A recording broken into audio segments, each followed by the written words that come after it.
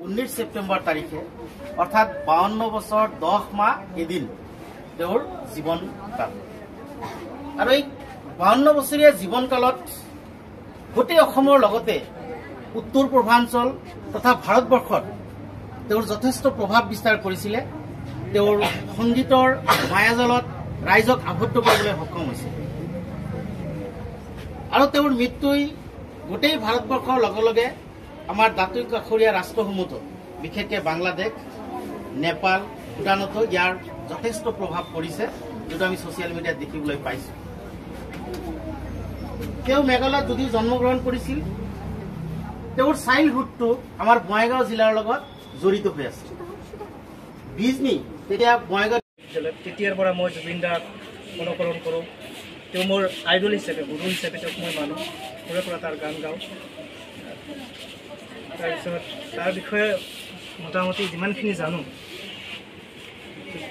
Social মিডিয়াত এনে চলি থাকে যে তাৰ প্ৰথম এলবামটো আছিলে অনামিকা। সেইটো নহয়, তাৰ প্ৰথম এলবামটো আছিলে সপোনৰ সুৰ।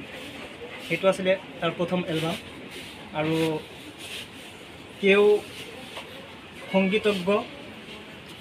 তাৰপিছত তেওঁ ফুটবল খেলি ভাল পাইছিলে। তেওঁ কিছুমান বহুত ক্ষেত্ৰতে, তেওঁ চব ক্ষেত্ৰতে তেওঁ অসমীয়াৰ কাৰণে তেওঁ ইয়াৰ মঞ্চ আছিলে। তেওঁৰ মাজত কোনো জাতিৰ ভেদাভেদ নাছিলে। সকলো জাতিকে একেলগে একে দৃষ্টিৰে চাইছিলে। এগৰাকী বিখ্যাত অসমীয়া জাতিটোৰ হিয়াৰ আমঠি বুলি আমি যাক জানো, প্ৰয়াত জুবিন গাৰ্গ।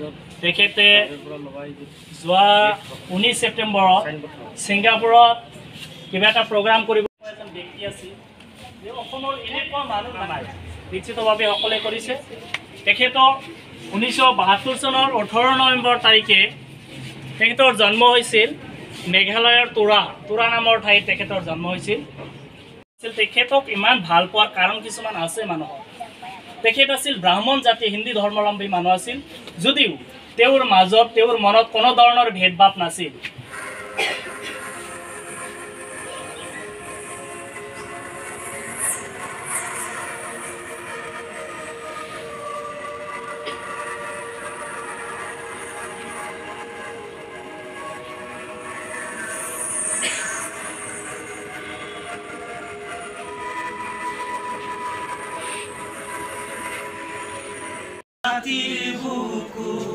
দেখা পালো তোমাৰ ছবি, ধৰা দিলা গোপনে আহি ইয়াৰ গুণ।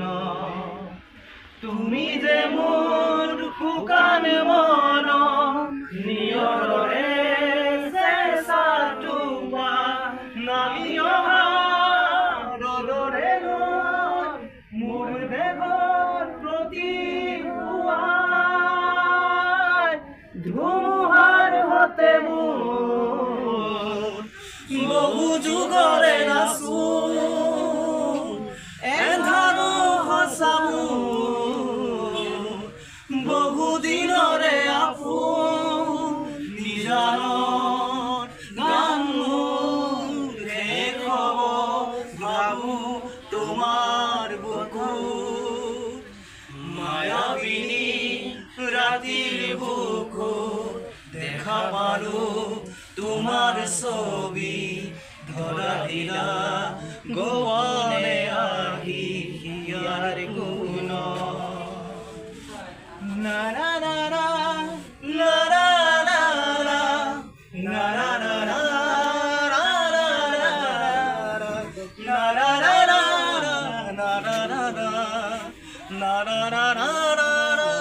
না না না প্ৰতি শৰতৰ প্ৰভাতী ফুলে ক'ব তোমাকেই মোৰ কথা, প্ৰতি মেঘাৰী নিশা জোনে ক'ব তোমাকেই মোৰ ব্যথা। ধুমুহাৰ সতে মোৰ বহু যুগৰে নাচো, এন্ধাৰো সঁচামো বহু দিনৰে আপোন। জানৰ গান মোৰ শেষ হ'ব, ভাবো তোমাৰ ছবি ধৰা দিলা গোপনে আহি হিয়াৰ গুণ নাৰা নাৰা লাৰা লাৰা নাৰা নাৰা নাৰা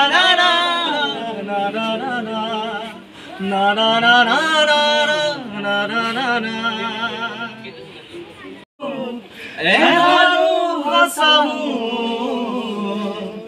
বহুদিনৰে আপোন নিজানৰ গান শেষ হ'ব ভাবো তোমাৰ গতো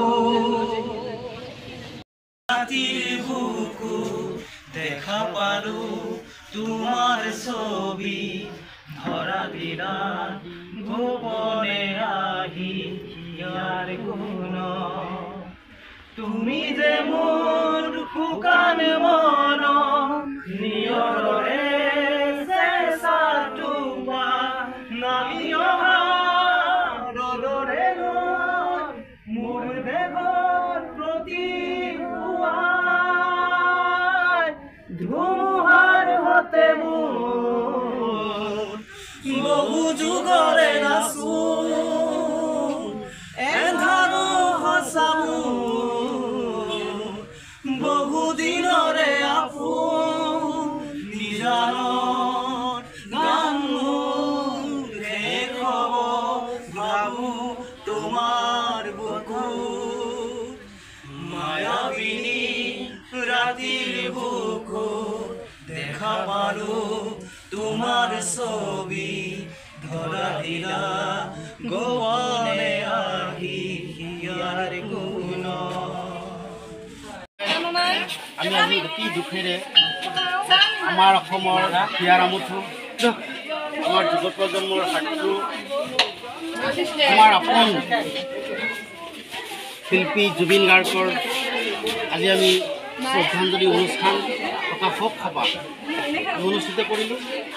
তেওঁৰ মৃত্যুত ৰাজ্যখনৰ লগে লগে আমি বঙাইগাঁও জিলাৰ গ্ৰীণভিলি একাডেমীৰ ফালৰ পৰাও যথেষ্ট বিকৃত হৈ পৰিছোঁ আৰু আমাৰ শিক্ষক শিক্ষয়িত্ৰী ছাত্ৰ ছাত্ৰীসকলে মিলি আমি তেওঁৰ বিদেশ আত্মাৰ চিৰশান্তি কামনা কৰি আমি সৰ্বধৰ্ম প্ৰাৰ্থনা তথা 1 মিনিট সময় আমি মৌনতা অৱলম্বন কৰিলোঁ।